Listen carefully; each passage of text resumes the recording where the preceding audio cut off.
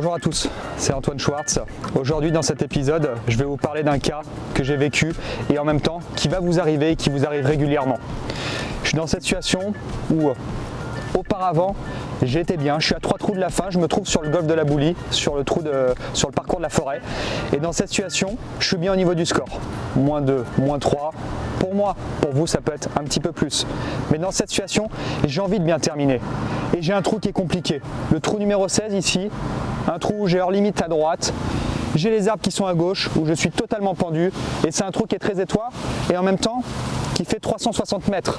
Donc c'est un trou qui est une longueur correcte pour moi, mais pour vous, ça peut être un trou qui est assez long. Et ce que j'ai envie de vous faire comprendre ici, c'est adopter la meilleure stratégie pour terminer votre parcours. Dans cette situation qui est très claire, le drive, si je mets mon drive, je sais qu'il va me rester un petit coup et que derrière, je vais pouvoir attaquer le green en deux sans trop de problème. Mais aussi la solution de me dire, je ne suis pas très en forme au drive aujourd'hui. Donc est-ce que je vais peut-être favoriser un bois 3 ou un fer? Si je prends un fer, il va me rester un très long coup derrière. Mais je vais avoir plus de certitude de prendre le fairway.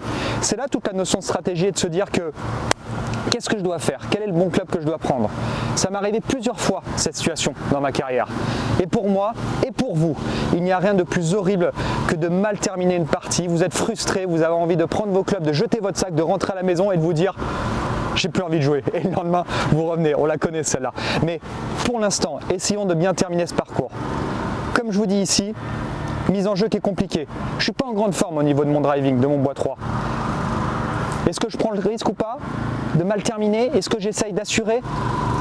Pour ma part, je vais essayer d'adopter pour une stratégie un petit peu plus safe. Peut-être en ayant un plus long coup derrière, je ne m'assure pas de faire le par, qui sait. Mais du moins, j'optimise mes chances de bien réussir le coup depuis le départ, parce qu'un trou commence depuis le départ et se termine sur le green. Donc comme je ne suis pas en forme, j'ai un fer 2, j'ai un bois 3, j'ai un fer 3, j'ai un driver.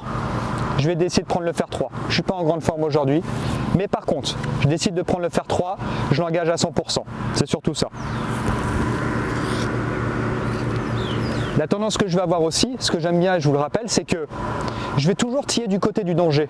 Ce qui va me permettre, en tillant de ce côté-là, de me fermer le côté droit. Il y a un danger aussi à gauche, mais le fait de mettre mon tee du côté droit va me permettre de fermer le côté droit et de m'ouvrir le côté gauche qui est plus safe que le côté droit.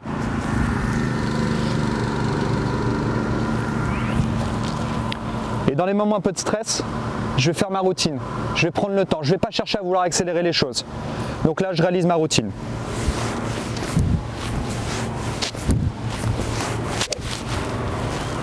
Je viens derrière. Je visualise mon coup, ma ligne. Je prends mon temps.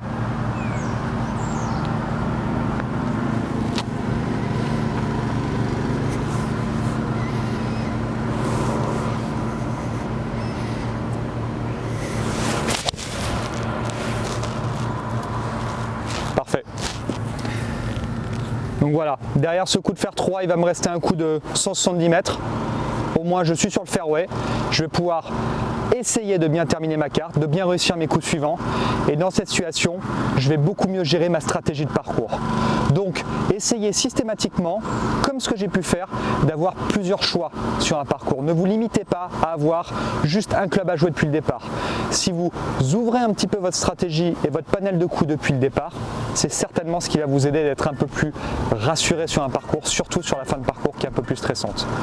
Maintenant, à vous de jouer, continuez comme ça et surtout, abonnez-vous à la JDG Academy. C'est à la JDG Academy qu'on vous apprend ce genre de choses. Il y a de la technique, il y a de la stratégie, il y a du mental, il y a du physique.